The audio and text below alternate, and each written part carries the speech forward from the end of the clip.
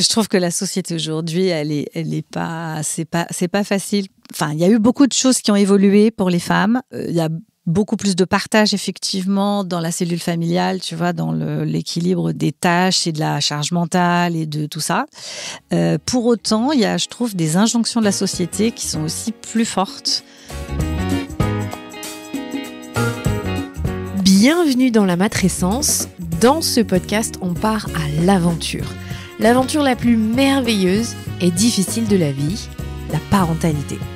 Laissez-vous embarquer au travers des épisodes qui explorent toutes les facettes, des plus complexes aux plus fun, du monde des parents. Apprenez, riez, pleurez, découvrez et débattez en écoutant la matrescence.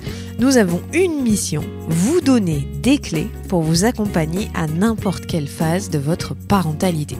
Je suis Clémentine Sarlat, votre hôte depuis mars 2019 déjà. Je suis ultra curieuse, très enthousiaste, mais beaucoup trop bordélique. Je suis aussi maman de 3 petites filles qui m'aident à me remettre en question quotidiennement. Et dans une autre vie, j'ai été journaliste sportive à la télé et aujourd'hui, je vous aide à rayonner dans votre parentalité. Abonnez-vous pour ne rien rater. Allez, let's go!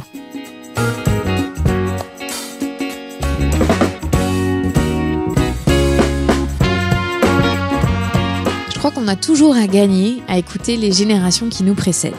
Comprendre comment faisaient nos aînés au moment de leur début dans leur maternité m'a toujours fascinée.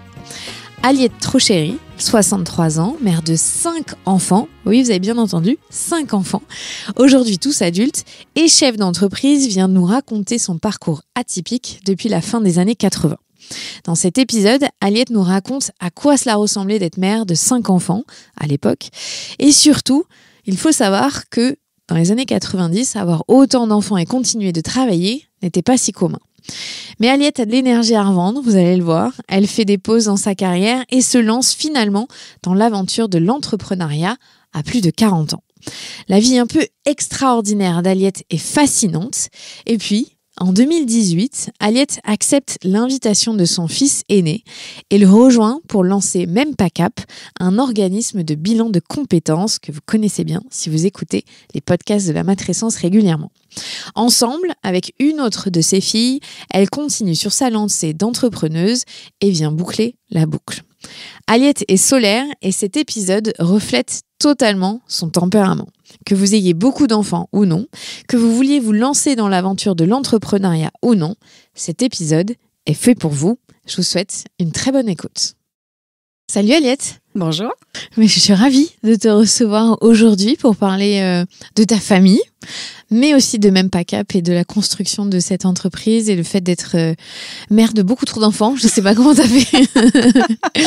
Et au final, je réfléchissais la dernière fois que j'ai interviewé quelqu'un de ta génération, c'est ma maman. D'accord. Et j'ai pas refait d'interview avec une personne qui a l'expérience d'être mère et d'avoir des petits-enfants aujourd'hui, qui a du recul du coup, donc ça m'intéresse vraiment. Merci d'être venue jusqu'à nous. Je suis ravie d'être là et de faire ta connaissance également. Alors, déjà, ma première question, c'était comment pour toi quand tu es devenue mère la première fois? C'était en quelle année déjà?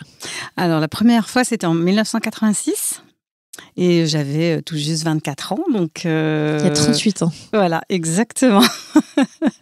Donc, c'était comment ? C'était une plénitude et un bonheur parce que c'était vraiment un choix et j'avais hâte de pouvoir vivre cette maternité, d'accueillir un enfant dans mon foyer.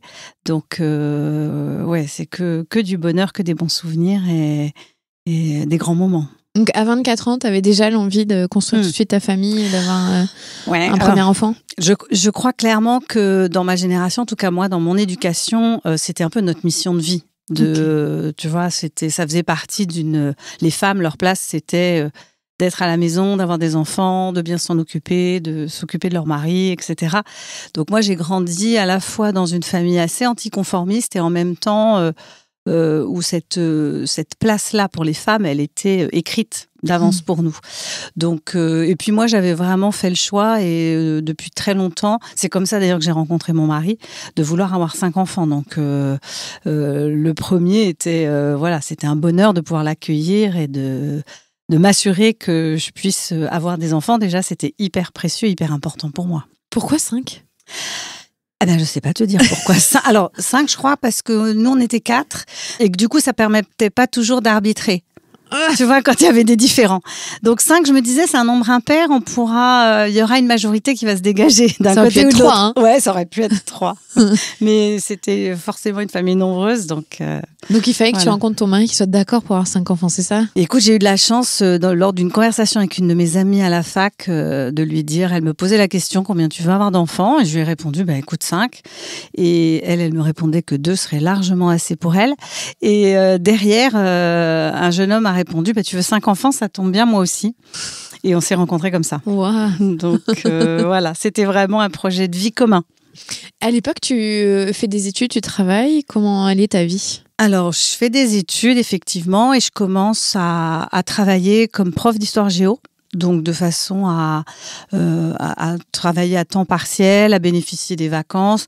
Et mon idée, c'était d'avoir des enfants et de pouvoir concilier facilement, grâce à ce métier, un rythme de vie et une organisation qui puisse me permettre d'être présente et de réussir de part et d'autre. Donc, tu avais déjà cette notion-là dans la tête. C'était pour moi. Il fallait que ta carrière et ta vie familiale soient équilibrées. Ouais, c'était une priorité. Ça a vraiment été.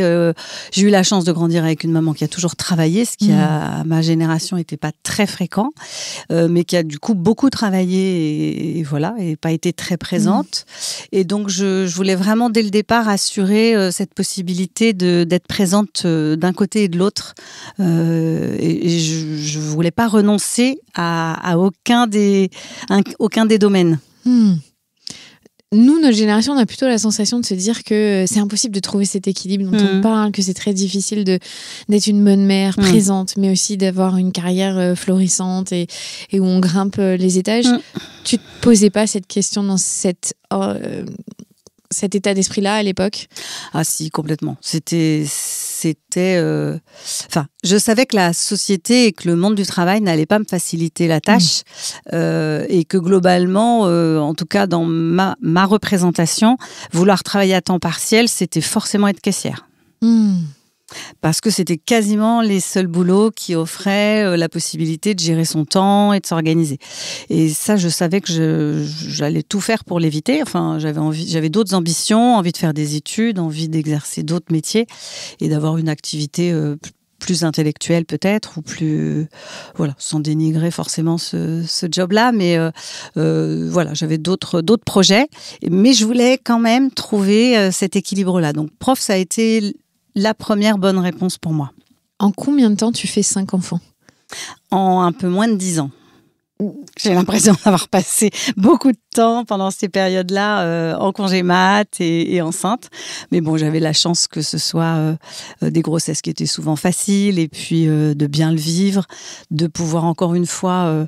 alors même s'il faut beaucoup d'énergie pour enseigner et animer une classe et lui donner vie, malgré tout, c'était quand même un emploi du temps qui me permettait d'avoir des pauses régulières et puis de pas forcément travailler toute la semaine non plus. Je travaillais pas 35 heures, quoi. Donc, tu as tout à fait continué de travailler pendant les 10 années où tu as eu des enfants en bas âge, parce que bon, tu fais en 10 ans, mais il reste toujours des tout petits, quoi. Tu as tout le temps des petits avec toi. Tout à fait. Qui tu mets très vite à la crèche et en garde, ou est-ce que tu prends plus de temps? Alors, j'ai pris 2 fois une année entière parce qu'on a déménagé pendant ces périodes-là et je trouvais ça important de prendre du temps pour poser, trouver un équilibre, retrouver justement une organisation, éventuellement des solutions de garde et que les enfants trouvent leur repère aussi dans le nouvel environnement que l'on était en train de rejoindre. Mais sinon, oui, j'ai continuellement travaillé, alors plus ou moins 2 jours, 3 jours, 4 jours par semaine, ça dépendait des périodes, quoi. Mais et les derniers congés maternité m'ont permis de commencer à réfléchir à l'hypothèse de créer ma propre activité, parce que je sentais bien. D'abord, je commençais à rencontrer des difficultés pour faire garder. À partir de 4 enfants, ça commençait à devenir compliqué, quoi. Déjà 4. Exactement. Les babysitters, elles te disent bon. comment te dire? Si on est 3, ok. Ouais, exactement. Jusqu'à 3, bon, c'est un tarif, mais après, quand on a 4 ou 5, ça commence à être difficile. Et puis eux, ils commençaient aussi à avoir compris qu'ils pouvaient prendre l'ascendant sur les babysitters éventuellement. Donc ça commençait aussi à être plus compliqué, quelquefois, de les faire garder, tout simplement. T'as de l'aide à ce moment-là, donc t'as les babysitters. Est-ce que vous êtes de la famille? Est-ce que ton mari travaille à temps partiel? J'en sais rien. Comment ça s'organise? Alors non, le choix que j'ai fait moi, ça a toujours été en tout cas toutes les premières années, d'avoir quelqu'un à la maison. Donc soit une jeune fille au pair, qui était française en l'occurrence, qui faisait des études mais qui logeait à la maison. Pendant plusieurs années, on a eu la chance d'avoir Sonia à nos côtés. Et puis oui, j'ai plutôt compté sur la présence chez moi de quelqu'un qui venait, parce que ça m'évitait d'avoir à courir et à conduire les uns et les autres à l'extérieur et à préparer tout le monde tôt le matin, quoi. Donc, tu avais un château de 10 chambres, à peu près. Pas vraiment. Non, ça a commencé... Non, même à Paris, quelqu'un venait, tu vois, le matin pour garder les enfants chez moi. Et puis après, oui, on a eu une maison suffisamment grande pour pouvoir proposer à la jeune fille qui gardait les enfants en journée de venir habiter, loger avec nous. Est-ce qu'il y a eu des fois, dans cette période de toute petite enfance, où tu t'es dit, mais pourquoi j'en ai fait 5 ?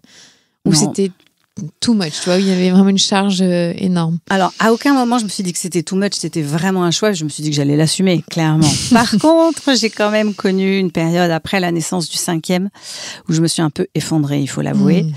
Parce que la fatigue, d'abord, parce que le rythme, c'est quand même, tout le monde le sait, c'est quand même sport, hein, d'avoir des enfants en bas âge. Donc, physiquement, il faut tenir la route, avec des nuits qui sont pas toujours très longues. Donc, oui, après la naissance du 5e, j'ai eu un passage vraiment qui m'a beaucoup appris, mais où j'ai vraiment passé quelques mois déprimée.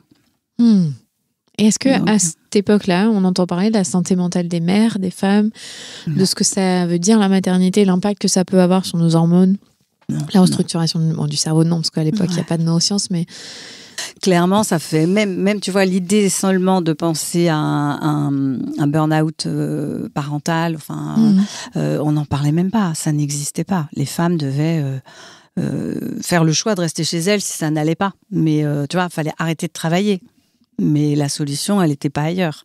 Donc, il n'y avait pas tellement d'options pour être forcément entourée, quoi. Et entre femmes, entre mères, vous en parliez un peu plus, par contre ? Oui, davantage, mais encore une fois, je trouve qu'il y avait encore une pression ou en tout cas une organisation de la société qui faisait que c'était normal, quoi. Les femmes avaient ce job-là, ce rôle-là.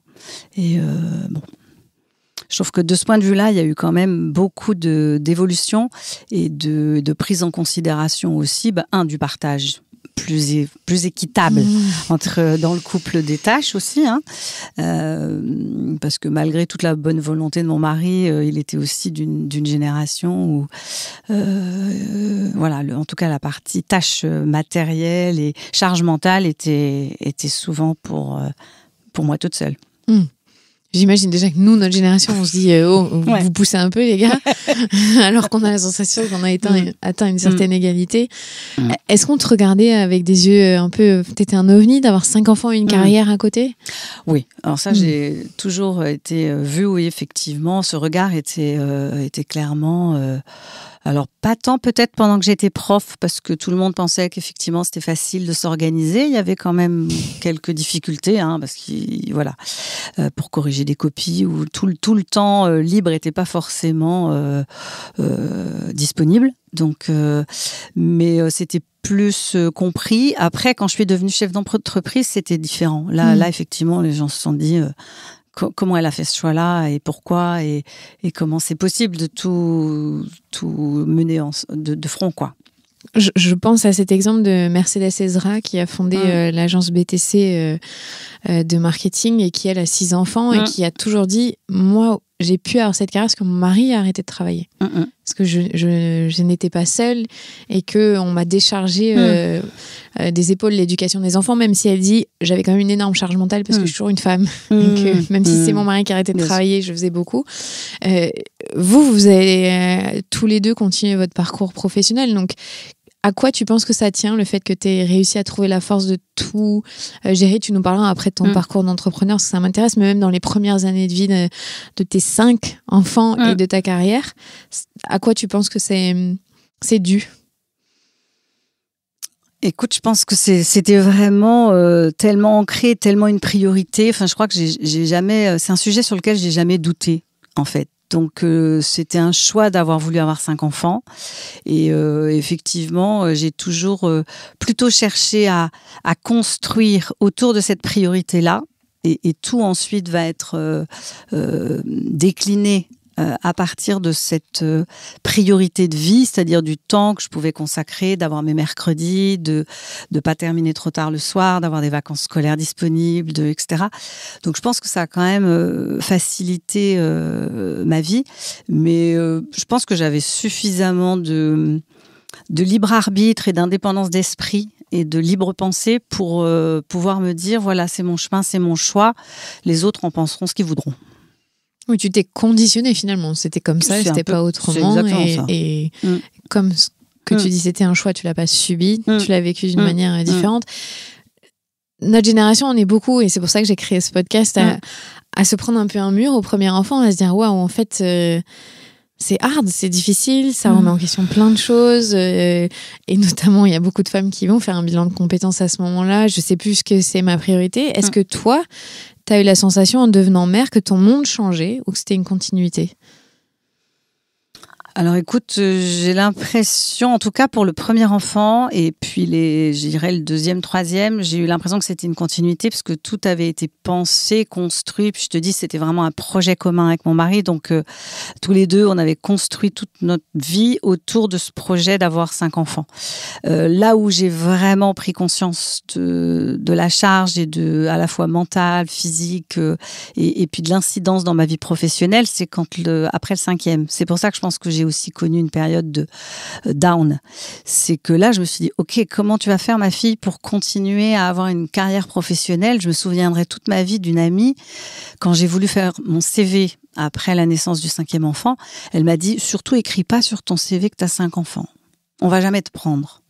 Et j'ai encore des frissons à l'idée de les avoir reniés parce que je me dis aujourd'hui que quelqu'un qui est pas capable de comprendre que je veux bosser, que je suis capable que j'ai des compétences, tout en gérant une famille de 5 enfants parce que c'était mon choix, je pourrais jamais m'entendre avec lui. Donc autant que je le rencontre surtout pas.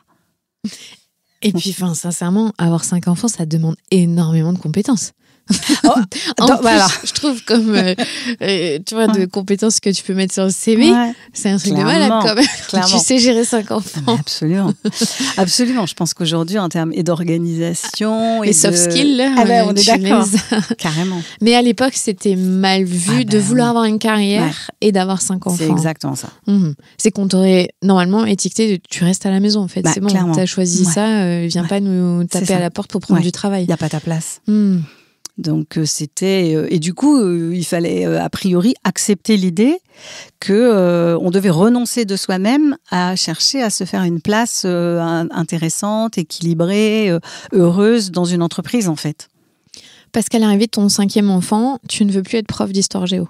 Alors entre-temps, oui, j'ai déjà arrêté parce qu'on a déménagé plusieurs fois et effectivement, la petite histoire est que mon mari était également dans l'univers de l'enseignement et que je me suis dit que pour les 5 enfants, avoir 2 parents profs, ça allait être franchement compliqué. Donc je me suis dit, il faut qu'un de nous deux aille naviguer ailleurs. Et j'ai fait le choix donc de m'éloigner je pensais que ça participerait de leur équilibre. Donc lui faisant carrière dans la direction d'école, etc. Je me suis dit moi je peux aller faire d'autres choses dans d'autres environnements. Et ça a été une chance de pouvoir justement aller d'abord dans un cabinet de recrutement, puis dans l'accompagnement professionnel. Est-ce que dans les années début 90, donc quand tu es en plein dans le dur de la toute petite enfance, on parle d'entrepreneuriat au féminin? Ah non, pas du tout. Pas du tout, et même, je pense que, il y avait vraiment en tout cas, moi, je l'ai vraiment ressenti, des a priori, alors à l'intérieur même de ma famille, de mon foyer, puisque pour mon mari, il valait mieux que je crée une association. C'était plus acceptable que d'avoir une femme qui allait devenir chef d'entreprise. C'était pour lui quand même une menace potentiel, je pense. Il est malheureusement plus là pour en témoigner, mais je crois qu'il le vivait comme ça. En tout cas, moi, je le ressentais comme ça. Et puis, dans ma propre famille aussi, j'avais 3 frères chefs d'entreprise, mais pour mes parents, que leur fille soit chef d'entreprise, c'était inacceptable. Ils ont mis 10 ans à s'y faire. Alors que pour mes frères, c'était tout naturel.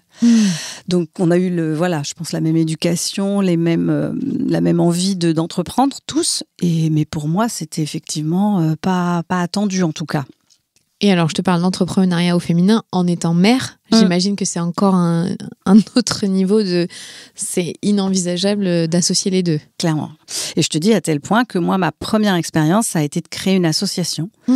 Parce que moi-même, j'avais du mal à me sentir légitime dans le fait, alors je savais, j'avais compris que j'avais la personnalité, l'énergie, certaines compétences, qui me conduiraient à entreprendre un jour, mais être vraiment chef d'entreprise, je le visualisais pas encore, quoi. Tu t'es dit à un moment, après ton 5e enfant, peut-être qu'il faut que je fasse une pause aussi, parce que c'est fatigant, ton corps il a quand même donné. Je voudrais quand même souligner que tu as eu 5 grossesses, c'est-à-dire 5 accouchements, 5 postpartum. Je pense que tu avais donné ce que tu avais à donner, de prendre soin de toi. Est-ce que cette notion-là, elle existait ? Ouais, je pense que ça a participé de ce moment dont je te parle, qui a été un moment un peu down, parce qu'après la naissance du 5e, je pense que mon corps effectivement était aussi fatigué, que j'ai rien trouvé de mieux que de choisir ce moment-là aussi pour me dire, ok, si je veux voir mes enfants grandir, il faut que j'arrête de fumer. Donc je fumais beaucoup et j'ai arrêté du jour au lendemain en me disant, voilà, c'est le moment. Donc tout combiné, oui, il y a eu cette prise de conscience que le corps avait aussi besoin d'être soigné, cajolé et pris en considération, quoi. Tout à l'heure, je te parlais de est-ce qu'on te regardait comme un ovni, parce que aujourd'hui, on a des statistiques de l'INSEE qui disent qu'après 3 enfants, 70% des femmes, donc mères, soit arrêtent de travailler, soit sont à temps partiel jusqu'aux 3 ans du dernier enfant, jusqu'à l'entrée à l'école. Donc, avec 5 enfants, j'imagine même pas le pourcentage de femmes qui travaillent à temps plein. T'as jamais réalisé que ce que tu faisais, ça demandait énormément d'énergie et que c'était pas le chemin le plus simple que tu avais choisi, en tout cas dans les premières années de vie de ton dernier, du coup? Alors si, j'ai eu même des amis qui me l'ont rappelé, parce que moi je crois, alors j'ai la chance d'avoir naturellement beaucoup d'énergie et un certain dynamisme, mais effectivement, même pendant la grossesse du 5e, j'ai une de mes amies proches qui m'a dit, Aliette, est-ce que tu t'es rendu compte là que tu étais enceinte et que tu allais accoucher bientôt, et qu'il est grand temps que tu prennes soin de t'occuper de ce petit 5e qui arrive, parce que prise dans le flux de la vie quotidienne, de s'occuper des 4 autres. Oui, je pense que j'ai pu passer éventuellement à côté de la prise en conscience de chaque moment de cette grossesse-là. Et j'ai pris une année entière, effectivement, après cet accouchement-là, pour, encore une fois, prendre le temps je pense, de me remettre de mes émotions. Est-ce que tu as eu la sensation que les 10 premières années de ta parentalité sont passées comme ça et que tu n'as pas eu cette conscience de je suis mère, je regarde mes enfants, parce que quand on est pris dans le quotidien avec des enfants, on dit les jours sont très longs, mais les années sont très rapides. Tu vois, cette sensation que waouh, c'est passé. Est-ce que tu as eu la sensation de le subir ou de bien en profiter ? Moi, j'ai l'impression d'avoir bien profité, parce qu'en fait, encore une fois, c'était un choix, donc j'avais l'impression vraiment de peut-être pas de profiter de chaque instant, parce que il y a des choses qui passent tellement vite. C'est maintenant que je me rends compte que c'est passé vite, tu vois. Mais j'ai quand même l'impression d'avoir savouré. Alors peut-être que le fait d'avoir 5 enfants, ce que je mesure aujourd'hui, c'est que j'avais pas forcément le temps matériel de porter attention à chacun autant que j'aurais peut-être aimé. Tu vois, il y avait après, c'était aussi une autre façon de grandir. Il y avait aussi quelque chose qui se jouait entre eux dans la fratrie. Et aujourd'hui, je le mesure, ils sont assez proches tous les 5, et je pense que ça a aussi participé de leur éducation et de la façon et de l'équilibre qui s'est construit. Mais non, j'ai l'impression quand même c'est plus tard que j'ai réalisé effectivement que c'était passé vite.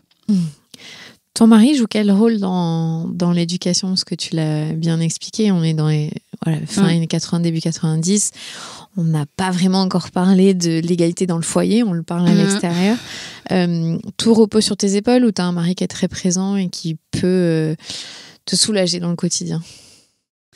Alors, il est très présent auprès des enfants pour jouer, pour animer, pour les vacances, voilà, très présent aussi sur les règles et la culture et l'éducation qu'il souhaite leur transmettre et leur donner.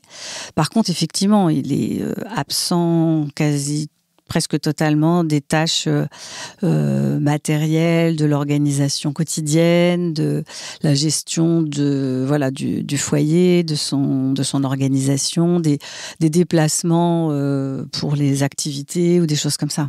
Donc c'est pour ça que tu te réfères à une jeune fille au père. Exactement. Donc je partageais effectivement avec une autre femme, enfin une jeune fille, souvent l'accompagnement effectivement des enfants.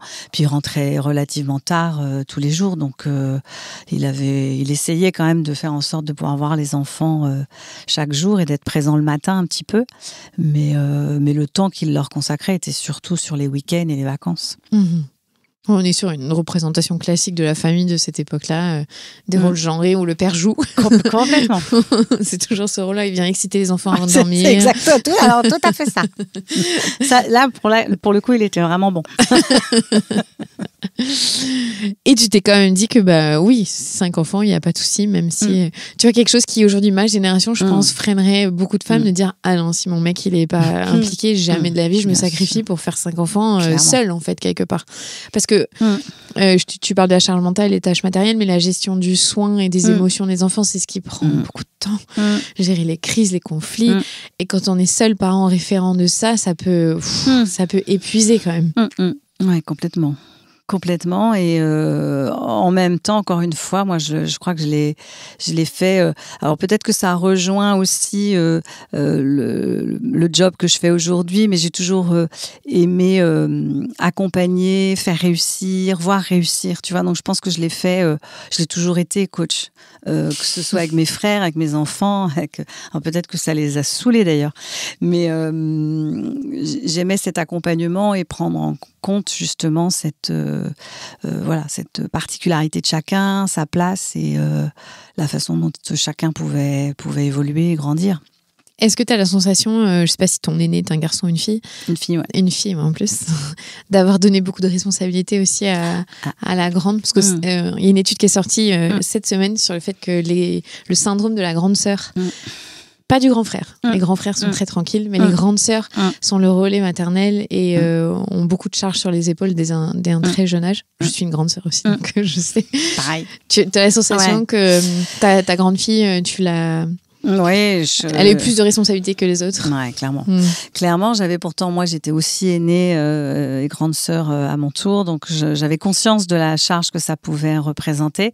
Et pourtant, je pense que malheureusement, même en ayant conscience immanquablement, il y a des choses que j'ai essayé de lui épargner, mais avec le recul, je me rends compte que... Et puis d'elle-même, elle a aussi beaucoup proposé. En fait, elle a eu cet instinct naturel, presque maternel, de voilà, vis-à-vis surtout de ses plus petits frères.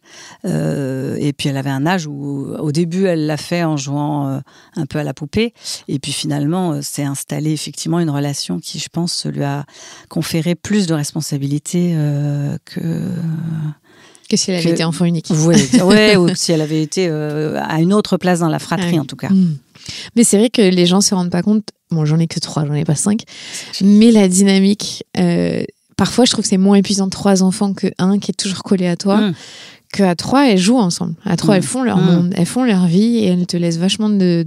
Bon, à partir du moment où la dernière parle un peu et il y a des interactions, mais c'est vrai qu'il y a un chiffre qui fait peur, mais quelque part, ils créent, comme tu dis, leur fratrie, leur monde, qui est trop beau à voir d'ailleurs. Et qui soulage les parents. C'est pas faux. Alors là où vraiment les gens m'ont pris pour une ovni, c'est quand effectivement il se trouve que la vie a fait que j'ai été veuve assez jeune et du coup que j'ai éduqué et accompagné les enfants seuls. Et là les gens me disaient mais c'est pire d'avoir été seule avec 5 enfants, alors que moi je trouvais que c'était une chance parce qu'en fait je crois que si j'en avais eu qu'un, j'aurais pu m'effondrer ou me lamenter sur mon sort, alors que là j'avais pas le temps. J'avais pas trop le temps de m'apitoyer sur la situation et même s'il y avait beaucoup d'émotions et à gérer, à accueillir, malgré tout, le fait qu'ils aient été 5, je pense que ça a été notre chance à tous les 6 parce qu'on a reconstruit une famille un peu bancale mais qui finalement a pas si mal évolué que ça, enfin même plutôt très bien évolué et avec un soutien, une présence, beaucoup d'amour et voilà. Je suis très fière aujourd'hui de constater qu'ils vont tous super bien et je pense que c'était heureux qu'ils soient finalement plus nombreux alors que si j'en avais eu 1 ou 2, je suis pas certaine qu'on aurait eu cette énergie-là en tout cas. Il a quel âge ton dernier enfant quand ton mari décède ? 5 ans. Ils ont entre 5 et 14 ans. Oui, donc t'as encore un petit quand même. Enfin, des petits. Ouais, j'ai les 2 derniers qui ont 5 et 7 ans. Donc tu as une charge qui pèse encore plus lourd sur tes épaules quand tu deviens mère seule. Bah oui, alors il y a effectivement il y a une année, là aussi j'ai arrêté une année entière. Ça a été un choix de faire une pause d'1 an dans mon activité professionnelle pour vraiment prendre soin et de la fratrie et de chacun d'eux et de moi.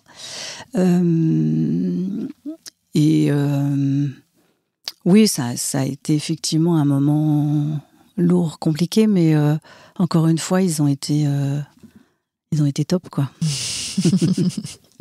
Alors, si on parle de ta carrière en parallèle, parce qu'on a dit que tu as été prof d'histoire géo, mais que tu as mis un terme, que tu as voulu faire un CV et te réinsérer dans le monde professionnel après ton 5e enfant, à quel moment te vient l'idée d'être chef d'entreprise ou en tout cas de commencer à faire de l'accompagnement, parce que tu es coach à la base, et après tu vas nous expliquer. Alors, en fait, c'est justement la même année, en fait, où Pierre décède, que j'avais choisi de créer mon entreprise cette année-là. Et il s'en va. Donc, je décide finalement de prendre une année sans travailler, en me disant que la priorité, encore une fois, c'était l'équilibre de la famille et qu'ensuite, quand à la rentrée scolaire suivante, tout le monde irait bien et aurait repris, se serait remis, même si je pense pas qu'une année suffisait, mais en tout cas, moi j'estimais qu'il fallait du temps pour me consacrer à eux à ce moment-là. Et donc, naturellement, la rentrée scolaire d'après, je retourne travailler et effectivement commencer à développer des activités d'accompagnement, bilan de compétences. Et là, le choix très vite a été de me dire, bon, comme je suis toute seule, il va falloir quand même que j'assure un minimum de présence. Donc, je vais essayer de m'organiser pour travailler de 9h à 16h et je prenais les vacances scolaires. Et je savais qu'il n'y aurait aucun patron qui m'aurait dit OK pour avoir un tel rythme. Donc le fait d'entreprendre était presque une nécessité en fait, d'équilibre et de choix de vie, si je voulais pouvoir assurer une présence auprès d'eux, être là pour faire les devoirs et assurer une présence aussi affective au quotidien. C'est vrai que c'est beaucoup plus commun dans l'entrepreneuriat féminin, de démarrer une aventure où on devient chef d'entreprise pour agencer notre vie perso, ou en tout cas avoir du sens et créer quelque chose qui a un impact, que ça peut l'être dans l'entrepreneuriat masculin. Ce qui veut dire qu'entre le moment où tu as ton 5e enfant, où tu prends ton année, tu refais ton CV, tu te formes au coaching. À ce moment-là, qu'est-ce que tu fais avant de sauter le pas pour être entrepreneur ? Alors en fait, j'avais commencé, j'ai pas tout de suite fait la formation de coach, je l'ai fait plus tard. En fait, je ne l'ai faite que quand j'ai pu laisser les enfants 2 soirs par semaine se débrouiller tout seuls en fin de journée pour pouvoir faire la formation de coach, parce que donc c'est arrivé peut-être 7-8 ans après. Par contre, j'étais déjà indépendante et je faisais des bilans de compétences, de l'accompagnement au bilan de compétences pour des cabinets de recrutement ou pour d'autres structures. Et donc j'ai commencé à démarrer ma propre activité sur cette activité bilan de compétences d'abord. Et je suis devenue coach qu'après.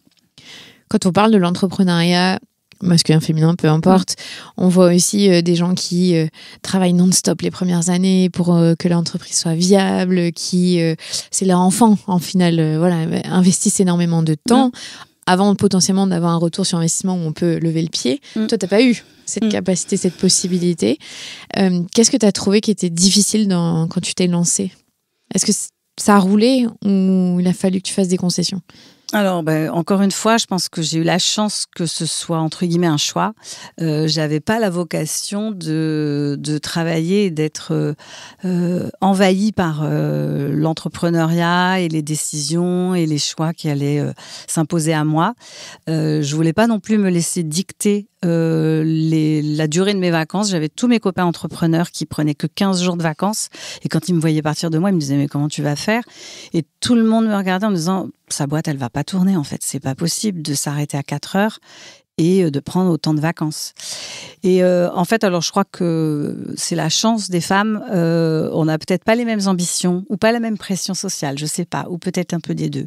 Mais en tout cas, moi, j'ai vraiment fait le choix de me dire je vais essayer d'en vivre et de nourrir mes 5 enfants. C'était ça ma principale ambition, en fait. Et en faisant un job que j'aimais. En étant indépendante et en le faisant à mon rythme. C'était vraiment ça les cartes sur lesquelles je voulais miser. Et il se trouve que j'ai eu... Alors, la chance peut-être, c'est d'avoir pu signer assez rapidement un partenariat à l'époque avec la NPE. Ça ne nous rajeunit pas vraiment. C'est France Travail maintenant. Exactement. Donc, un partenariat qui me confiait les bilans de compétences et qui m'assurait en fait une activité pendant 3 ans de sous-traitance pour eux. Donc, en fait, j'avais une certaine tranquillité. Je savais que l'activité allait pouvoir fonctionner, que j'aurais de quoi payer les charges du bureau et normalement pouvoir gagner ma vie suffisamment correctement pour assumer les charges qui étaient les miennes. Tu avais une motivation qui est hyper forte finalement. C'est qu'il faut que tu nourrisses tes enfants. Clairement. Et ça, je savais. Alors, c'était un pari. Je m'étais dit, je vais essayer de le faire en exerçant le métier que j'aime le plus. Et j'avais toujours dans un coin de ma tête l'idée que, si ça marchait pas, je serais femme de ménage. Ça me faisait pas peur. Je me disais, je me débrouillerais bien de toute façon pour les nourrir. Donc, je ferais toutes les activités possibles. Et là, je savais que je trouverais du boulot ou caissière, ce qui était réservé aux femmes qui voulaient travailler qu'à temps partiel. Et tu t'es jamais reprojeté à repartir à être prof d'histoire géo ? Ça collait pas avec Alors, ton rythme de vie ? Je crois que vraiment j'en avais fait le tour pour le coup. Surtout, l'animation de la classe, le fait d'être prof, ça m'amusait beaucoup. Et puis accompagner des élèves à grandir, à apprendre, à être un référent pour eux à des périodes d'adolescence qui sont pas toujours faciles. J'aimais plutôt bien cette relation et ces échanges-là. Par contre, corriger des copies, c'est juste pénible, quoi. Voilà. T'as quel âge quand tu te lances dans l'aventure de l'entrepreneuriat ? J'ai presque tout juste 40 ans. Et je trouve que c'est intéressant parce qu'on valorise vachement. Aujourd'hui, il faut avoir 25 ans. Si t'as pas 25 ans, t'as tout raté. Il faut le faire le plus jeune possible. Non, en fait, il y a des chemins de vie qui font que c'est OK de commencer une deuxième carrière à plus de 40 ans et d'avoir du succès derrière et que ce soit viable. Tu penses que d'avoir commencé à 40 ans, ça t'a aidé ? Parce que tu as plus d'expérience, parce que tu sais ce que tu veux dans la vie, parce que tu as des priorités autres ? Alors oui, je pense que j'avais une maturité en tout cas qui me permettait de me dire que il pouvait à peu près tout arriver. Enfin, quand on commence à entreprendre, en général, on a une compétence technique sur un domaine.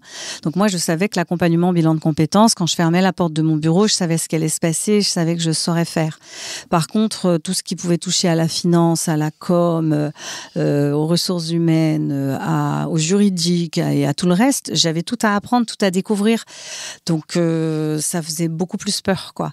J'avais cette maturité de savoir que, en tout cas, techniquement sur mon métier, sur l'accompagnement, n'importe qui pouvait franchir la porte du bureau. Je savais que je saurais l'accompagner. Donc c'était très rassurant finalement. Et je pense que ça a été un bon support pour développer l'activité, l'entreprise. Puis après, je pense qu'il y a aussi une question de personnalité, de nature. Moi, je crois que l'énergie que j'avais un peu en trop, elle m'a bien servi dans le développement le développement de l'entreprise et de l'activité. Tout le monde n'est pas fait pour l'entrepreneuriat. Ça, c'est sûr et certain. Il faut quand même en avoir conscience. Tu t'entoures vite ou tu restes longtemps seule à mener ta barque avec tes horaires pour adapter aux enfants, avec tes vacances scolaires? Alors, j'ai toujours essayé de partager. Enfin, moi, j'aime bien l'idée de partager je travaille volontiers, facilement, en partenariat avec les autres. La relation de subordination, c'est un exercice qui est pour moi un peu plus compliqué. Donc, d'autres partenaires, d'autres indépendantes avec qui j'ai partagé ces aventures-là de bilan de compétences et d'entreprise. Oui, ça a été assez naturel, assez rapide. Après, c'était pas toujours évident durablement, j'ai trouvé. C'était assez compliqué en fait de préserver, de développer ces partenariats sur de très longues années. Tout à l'heure, tu disais que ton entourage a trouvé ça un peu fou que tu te lances dans l'aventure de l'entrepreneuriat, mais même une fois que ton mari était décédé et que tu n'avais plus vraiment le choix et que finalement, au vu de ta configuration familiale, c'était ce qui était le plus adapté, ils n'ont toujours pas compris ce choix, parce qu'à l'époque, une femme, ça ne peut pas être mère et chef d'entreprise. Ouais, c'était clairement, je pense que ça leur faisait peur en fait. Et ce qu'on me renvoyait, c'était qu'effectivement, heureusement que moi j'avais cette part d'inconscience pour pouvoir oser continuer à être qui j'étais et du coup à continuer de le voir comme ça et de le vivre comme ça. Mais je pense que ça aurait effectivement rassuré autour de moi, mes parents, mes amis, de me dire essaye de trouver un job salarié. Mais c'était injouable, quoi. C'était pas compatible avec et le rythme et le temps que je voulais pouvoir consacrer aux enfants, quoi. Dans les années 90, il y a aussi un plein emploi. Enfin, c'est facile de trouver un job en CDI à côté. C'est pas un peu différent d'aujourd'hui où c'est un peu plus tendu le marché du travail. Tu avais quand même cette notion que, allez, si ça se casse la gueule, je trouve quelque chose à côté. Oui, je savais que je ferais entre guillemets n'importe quel job pour pouvoir gagner ma vie. Je savais que je trouverais a priori. J'aurais pas eu beaucoup d'exigences pour pouvoir assumer l'éducation de mes enfants et puis leur vie quotidienne, quoi. Après, je croise les doigts, j'ai eu la chance, ça a bien fonctionné. Ils ont quel regard, tes enfants, à ce moment-là, sur ce que tu fais, comment tu te démènes, le fait que tu sois seule à la tête de cette famille, qui a plus leur papa? Alors, je pense qu'encore aujourd'hui, ils ont eu beaucoup à la fois d'admiration et puis en même temps, je pense aussi, j'étais quelquefois surprise quand, au moment des vacances scolaires, quand ils ont un petit peu grandi, je prenais que la moitié des vacances scolaires. Et là, ils se rendaient compte tout d'un coup que je travaillais. Parce qu'en fait, je les déposais à 8h30 à l'école. Je les récupérais à 4h30. Moi, j'arrivais à travailler entre 9h et 16h. Presque non-stop. Et puis, il m'arrivait de retourner au bureau quelquefois après 21h le soir, une fois qu'ils dormaient. Et du coup, quelquefois, ils avaient c'était surprenant pour eux de savoir que j'avais un rythme de travail. Pendant les vacances, ils découvraient que leur mère travaillait parce que j'étais finalement presque tout le temps là. En fait, ils pensaient que tu étais mère au foyer. Là, quasi. Ouais. Ils avaient compris, oui, mais je vois bien que dans leur représentation de ce qu'est ta vie, ils ne pouvaient pas se rendre compte que... Ils ne mesuraient pas, je pense, à l'époque. Alors, ils ont beaucoup plus conscience aujourd'hui qu'ils sont grands qu'à l'époque, en fait, parce qu'eux, ils me voyaient finalement... Après, oui, ils ont pris conscience quand, plutôt dans les années collège, quand il fallait aller les chercher à la sortie du collège un peu... à des moments pas organisés, pas prévus. Quand c'est mon assistante qui allait les chercher, là, ils ont commencé à comprendre que, voilà, bon, il fallait que je m'organise et que je pouvais pas être pas disponible. Tout le temps dispo, exactement. Est-ce que tu t'es retrouvée des fois avoir un bébé sous le bras, un enfant, pas bébé, parce qu'il était un peu plus grand, malade au bureau, à gérer un autre et avoir toute cette casquette multitâche qu'ont souvent les femmes dans les premières années de vie des enfants? Oui, clairement. Alors après, encore une fois, je crois que j'ai fait un choix. Je ne sais pas s'il est toujours possible aujourd'hui aussi facilement, mais moi, je me suis beaucoup appuyée, donc comme je te le disais, sur la présence de jeunes filles au père pendant la toute petite enfance des enfants. Et puis après, quand ils ont été plus grands, il y avait vraiment quelqu'un qui m'épaulait, qui avait ma carte bleue, qui s'occupait d'eux pour les faire déjeuner, qui pouvait faire des courses, qui pouvait faire des conduites, elle était présente presque 4 jours par semaine, quoi. Moi, j'étais là le mercredi et elle assurait une présence pendant que je travaillais tous les autres jours, quoi. Donc, il y avait tout le temps quelqu'un qui pouvait... ça me paraissait important parce que toute seule, ça aurait été compliqué d'assumer tout ce qu'il était nécessaire de gérer avec les 5. Donc... Parce que du coup, c'était plus une jeune fille au père, c'est juste quelqu'un que tu avais en extra qui venait des ados et des jeunes enfants avec toi qui t'a épaulé. Exactement. Parce qu'on a un peu glorifié cette image de la superwoman qui peut tout faire, qui doit tout faire au final, avoir ses enfants, avoir une carrière et qui surtout ne doit pas demander d'aide parce que c'est un peu honteux et c'est mal vu parce qu'on devrait savoir faire. Toi, tu as tout de suite compris qu'il fallait que tu aies de l'aide, tu avais besoin. Oui, et puis... J'ai l'impression que c'est pas commun quand même, tu vois.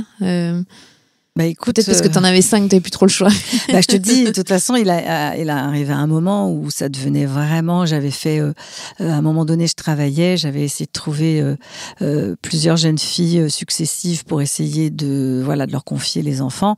Et clairement, le retour que j'ai eu quand 1, 2, 3 m'ont dit non, mais 5, ça va pas pouvoir être possible. J'ai pris conscience qu'il fallait que je m'organise autrement, quoi, que je sois soit plus présente moi-même et puis que je trouve quelqu'un sur qui m'appuyer. En l'occurrence, c'était quelqu'un de plutôt plus âgé pour le coup, qui était elle-même veuve et qui a été vraiment une ressource et une présence affective hyper importante, surtout pour moi et pour les enfants aussi. Quand est-ce que tu décides de créer ensuite une entreprise avec tes enfants ? Alors ça, écoute, comment te dire, c'était pas tout à fait prévu. Moi, je naviguais avec mon cabinet depuis 20 ans, assez heureuse et très indépendante, avec plutôt une activité qui me réussissait bien, jusqu'au jour où mon fils Yves est venu me voir après un bilan de compétences lui-même et m'a dit, écoute, j'aimerais bien entreprendre. Alors bon, jusque-là, pas de surprise pour moi. Par contre, quand il m'a dit que c'était pour faire du bilan de compétences en digital, je suis tombée de ma chaise, quoi. Et puis la phrase d'après, ça a été de me dire, bon, en plus de ça, je pourrais pas le faire si tu t'embarques pas avec moi, parce que clairement, l'expertise sur le sujet, je l'ai pas. Donc, est-ce que tu serais d'accord de m'accompagner dans cette aventure entrepreneuriale ? Alors, ça a été... je crois que j'ai pas mis longtemps à lui répondre que oui, ça m'amuserait beaucoup, même si ça m'a beaucoup surprise. Et puis, je dois avouer que partager avec ses enfants une activité qui a toujours été mon activité de cœur, c'est vraiment du bonheur. Je suis tellement fière de la vitesse à laquelle ils ont appris, ils ont intégré, ils maîtrisent même aussi bien, voire mieux que moi, sur certains sujets, l'activité aujourd'hui d'accompagnement bilan, quoi. Et puis tous les sujets du digital, bien sûr, t'imagines, ils le maîtrisent beaucoup mieux que moi. Parce que là, tu as mentionné Yves, donc je connais. Ouais. Mais il n'y a pas que lui qui a rejoint l'aventure. Donc sur tes 5 enfants, tu travailles avec 2 de tes enfants, exactement. Sixtine, la deuxième. Tout à fait. Vous êtes un trio à la tête de Même Pas Cap. Ouais. Tu te serais vu. Est-ce que c'est pour toi quelque part une concrétisation de tout ce que tu leur as inculqué et de se dire c'est une belle reconnaissance envers ton parcours ?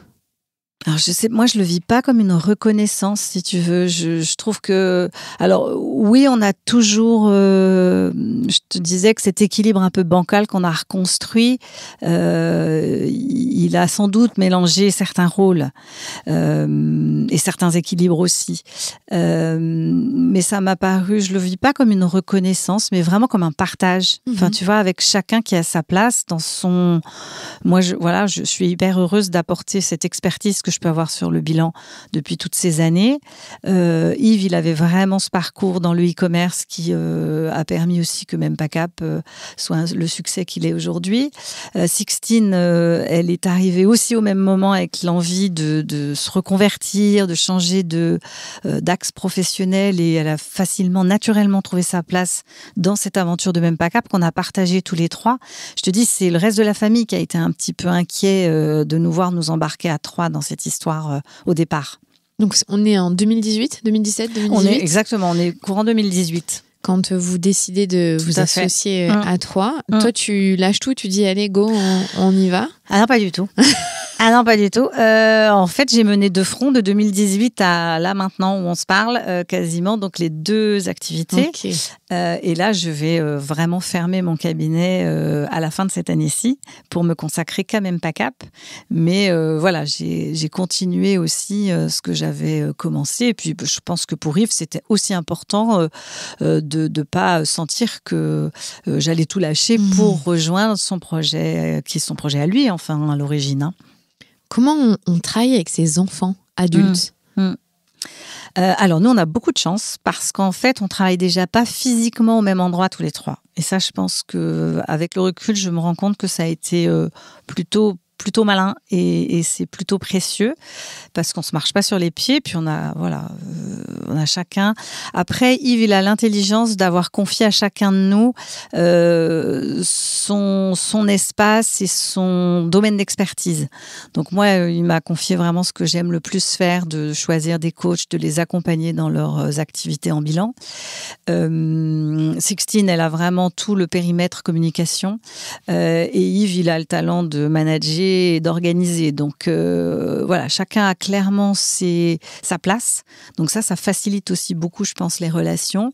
Il y a aussi quelque chose de très très clair, c'est que c'est vraiment Yves le boss. Et que ça se discute pas, même si je peux être plus âgée, plus experte sur certains sujets.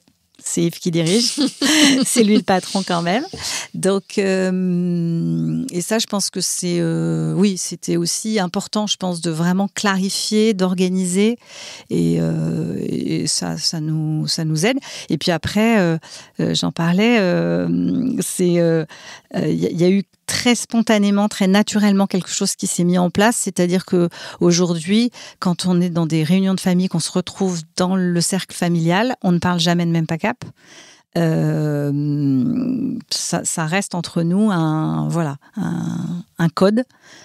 C'est pas l'espace familial qui doit accueillir des sujets professionnels, d'autant moins que tous ceux qui sont autour de nous ne sont pas concernés par cette aventure entrepreneuriale, donc ça pourrait être pas sympa à vivre pour eux. Il n'y en a aucun qui a essayé qui s'est dit moi aussi je vais être dans l'aventure. Alors, des trois autres qui ne travaillent pas avec vous. Il y a eu au départ, Baudouin et Yves ont pas mal travaillé ensemble. Baudouin a eu l'envie aussi d'entreprendre également sur des sujets et sur des activités extrêmement proches de l'accompagnement en bilan de compétences. Finalement, aujourd'hui, il a fait un autre choix.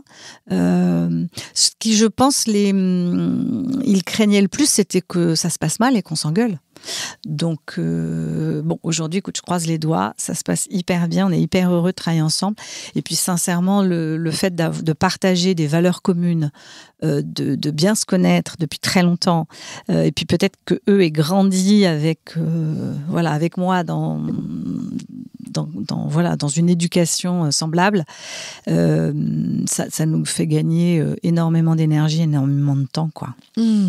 Parce que c'est vrai que c'est un gros enjeu de travailler en famille, parce que les répercussions sont beaucoup plus fortes, positives ou négatives, mais s'il y a problématique, votre cocon familial, il est touché. Sachant que vous avez vécu quand même des choses difficiles en famille, que vous avez eu des épreuves, prendre le risque de potentiellement abîmer des relations, c'est un sacré pari. Ouais, mais en même temps, je pense que tu vois, ça nous a donné une force et justement, je pense moi, je l'explique comme ça. Je pense que ce qu'on a traversé déjà ensemble est tellement fort que aujourd'hui, je pense qu'on sait aussi se dire les choses quand on n'est pas d'accord, de façon toujours assez bienveillante. Mais le désaccord est toujours autorisé, permis, accueilli et exprimé. Et on a un mode je pense, de communication, de fonctionnement qui fait que, je croise les doigts pourvu que ça dure encore très très longtemps, mais là ça fait 5 ans et voilà, on a toujours réussi à trouver une réponse qui pouvait respecter en tout cas chacun de nous. Alors tes enfants, certains d'entre eux ont déjà des enfants. Est-ce que eux aussi arrivent bien à allier vie pro, vie perso, comme tu leur as montré, ou est-ce que dans la société dans laquelle on vit aujourd'hui, c'est plus complexe? Comment est-ce que quel regard tu as sur ça? Moi, je suis épatée déjà. Alors, je suis épatée parce que ma fille aînée a 3 enfants. Déjà, je trouve que c'est une famille nombreuse, tu vois, que je comparerais à une famille de 5 aujourd'hui.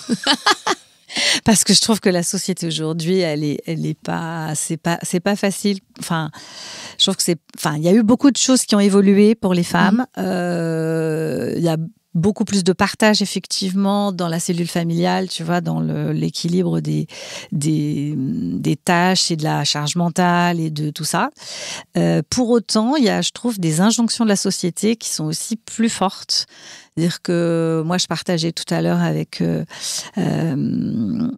une amie le fait que moi, à l'époque, si mes enfants ne faisaient pas tous une activité sportive ou 2 et une activité culturelle, etc., il n'y avait pas de jugement là-dessus. Aujourd'hui, si tes enfants ils ne font pas X activités, il y a une pression qui peut s'exercer. Et je trouve que c'est pas évident. Donc, moi, je suis très admirative de la façon dont ils gèrent tous à la fois leur vie professionnelle, leur équilibre de vie familiale, l'équilibre aussi qu'ils ont réussi à construire pour mieux partager à 2, à la fois les responsabilités et la présence auprès des enfants. Mais je trouve que c'est toujours un défi, c'est toujours des choix à assumer, à faire, et d'être surtout au clair avec là où sont nos priorités. Et tu le vois aussi en direct avec Yves, qui a des enfants petits et qui est le boss de votre entreprise, qui, mine de rien, vous avez quand même quelques salariés, quelques coachs à gérer. Il te demande des conseils? Eh bien, pas du tout. Pas du tout. Alors ça m'amuse plutôt. Après, c'est une distance que je vis très bien. Mais je m'attendais peut-être... Alors, moi, j'ai jamais demandé trop de conseils à mes parents non plus, à ma mère. Je pense qu'il y avait ce décalage de génération peut-être qui fait que... Et que c'est la même chose aujourd'hui.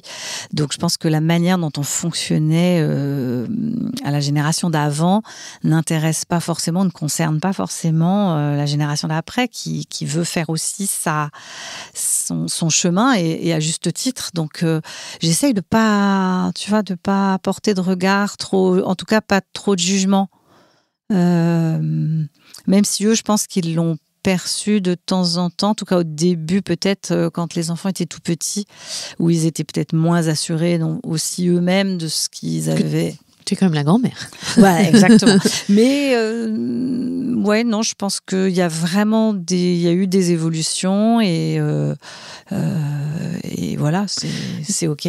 Mais je te demandais surtout les conseils, comment allier vie pro, vie perso, comment toi t'as réussi. Est-ce que parfois ils te posent la question, mais maman, tu faisais comment avec nous 5 et tu vois, est-ce que parfois Yves, avec qui tu travailles évidemment, ou Sixtine, ont ces questionnements-là vis-à-vis de ton parcours? Alors, en fait, je pense qu'ils portent un regard, ils savent très bien. Alors, par exemple, si je me souviens, il y a un sujet qui m'a amusée, c'est qu'en fait, ils ont tous du mal, quand ils ont été salariés, à se dire qu'on n'avait que 5 semaines de congé. Parce qu'en fait, ils ont toujours vu leur maman aussi concilier en étant indépendante. Je pouvais me permettre de concilier et d'avoir des temps de vacances avec eux qui étaient plus importants. Donc ça a été, je crois que pour eux 5, c'est un vrai sujet de pouvoir réussir à s'accorder plus de temps pour être disponible pour les vacances avec leurs propres enfants. Donc ça, ils s'inspirent, j'ai l'impression, de ce qu'ils ont effectivement connu. Exactement. Ils ont l'air d'en avoir profité et ça a l'air de leur tenir à cœur à eux aussi. Avec le recul de plusieurs décennies sur tout ton parcours, de quoi tu es le plus fier ? Eh ben, je te dis de mes enfants. Enfin, vraiment en tout cas de cette cellule familiale qui s'est retrouvée un peu bousculée par la vie. Je suis vraiment très très fière du chemin, de la joie, de l'envie, de l'énergie qu'ils ont. Tu vois, on aurait pu imaginer que ce soit vraiment très très compliqué et finalement, alors il y a des fragilités certainement, mais il y a aussi une maturité, une force qui leur a permis d'affronter cette situation très difficile et puis une fraternité qui moi en tout cas force mon admiration quand je les vois tous les 5 ensemble, c'est beaucoup beaucoup d'émotions. Si tu avais un conseil ou deux ou plusieurs à donner à une maman qui veut se lancer dans l'entrepreneuriat mais qui a beaucoup d'injonctions, comme tu dis, beaucoup de barrières, de croyances, tu lui dirais quoi ? Alors, je dirais déjà que si elle est faite pour ça, entre guillemets, elle n'y échappera pas. C'est-à-dire qu'elle a tout intérêt à mettre son énergie au service de la réussite d'un projet entrepreneurial.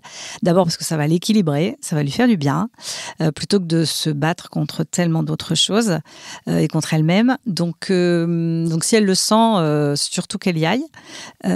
Après, je pense que le conseil que je donnerais, c'est que je crois que si on connaît bien, si on maîtrise bien techniquement son métier, c'est plus simple. Ça, c'est rassurant, ça permet d'avancer avec plus de confiance. Donc, peut-être de prendre le temps de se sentir en maîtrise de son activité professionnelle et pourquoi pas de se lancer dans le secteur qu'elle maîtrise le mieux. J'aime bien ce que tu dis, que ça nous rattrapera quoi qu'il arrive. Et autant mettre notre énergie clairement dans quelque chose qui va nous nourrir. Mais oui. Parce que quand on a envie d'entreprendre et qu'on reste salarié, parfois on s'éteint, on perd la flamme et en fait on va vers le burn-out ou le bore-out d'ailleurs. Complètement. Et on n'apporte pas ce qu'on pourrait apporter au monde. Complètement. Et si c'est vraiment notre mission de vie, notre ikigai, je pense que c'est précieux de se réaliser parce que sinon, effectivement, c'est une énergie qui se retourne contre nous et c'est tellement dommage. Et puis, si vous ne savez pas, faites un bilan de compétences. Exactement. Voilà. Donc ça paraît effectivement... Non, mais c'est vrai que parfois, surtout malheureusement chez les femmes, il y a ce manque de confiance en nous, de cette pensée qu'on est capable. Il y a aussi une réalité qui a beaucoup de bâtons dans les roues. C'est pas facile. Faire croire que en fait, tout sera facile, mais parfois on n'ose pas alors qu'on l'a en nous. Et on parle de Même Pas Cap, qui est vraiment une entreprise que j'adore, mais c'est vrai que c'est votre cœur de métier de faire réaliser aux gens de quoi ils sont capables et quelle est leur mission de vie, comme tu dis. Et parfois, passer par le bilan de compétences, ça fait révéler que non, finalement, salarié, c'était ce qu'il me fallait. Exactement. Ou non, allez, je me lance. Au contraire. Et j'ai la confirmation que c'est ça qui va m'animer. Oui, ça, ce sont vraiment des souvenirs toujours très émouvants d'avoir, à plusieurs occasions, dans les accompagnements au bilan, pu dire à des femmes et puis quelquefois des hommes qu'ils avaient vraiment le tempérament pour entreprendre et qu'ils en faisaient ce qu'ils voulaient, mais qu'un jour ou l'autre, ça serait intéressant de se questionner sur le fait de se réaliser comme ça, parce que souvent, sinon, ça joue des tours dans des univers d'entreprise ou autres, mais dans d'autres organisations, parce qu'il y a vraiment des particularités, une énergie spécifique et qu'il n'est pas facile de gérer autrement, quoi. Et il faut le rappeler, c'est OK de ne pas le faire quand on a des enfants en tout petit, complètement, en bas âge, parce que l'énergie que ça demande, ça peut aussi être un frein à bien se développer. Donc, on peut attendre 40 ans, exactement, 45, tout à fait. Et se lancer un peu plus tard avec l'idée en tête que ça sera réalisable plus tard. Absolument. Il ne faut pas sous-estimer les demandes et la fatigue que ça génère à des tout petits. Oui, puis je crois qu'effectivement, il y a le bon moment aussi pour bien le vivre. En fait, l'idée, c'est vraiment que ce soit... l'idée, c'est pas de se faire violence, c'est de se réaliser tout en trouvant le bon moment pour s'épanouir, s'accomplir. Et en général, ça profite au projet qu'on a dessiné, quoi. Merci beaucoup, Aliette. De rien, merci Clémentine. C'était très agréable d'avoir ton témoignage. Et j'espère que Ça peut redonner confiance aussi et se dire que malgré les adversités de la vie, on peut parfois trouver des solutions et on avance, quoi qu'il arrive. Oui, puis la vie est belle quand même. Vous ne voyez pas, mais on est en rose, on est éclatante de couleurs. On a un truc de la vie là. Carrément. Merci Aliette. Merci à toi. Vous venez d'écouter un nouvel épisode de La Matrescence. Merci infiniment pour votre soutien. Si vous voulez découvrir de nouvelles pépites, n'hésitez pas à aller sur le site www.lamatrescence.fr. Vous pouvez également vous abonner à la newsletter qui sort tous les vendredis. Rendez-vous également sur le site pour pouvoir vous inscrire. Ensuite, vous devez vous abonner sur votre plateforme d'écoute pour pouvoir recevoir les notifications. C'est ce qui fait grandir ce podcast. Merci infiniment et continuez de partager ce savoir autour de vous. Je sais que c'est comme ça que beaucoup des auditrices et des auditeurs ont découvert ce podcast. Alors un grand merci. Prenez soin de vous. À la semaine prochaine.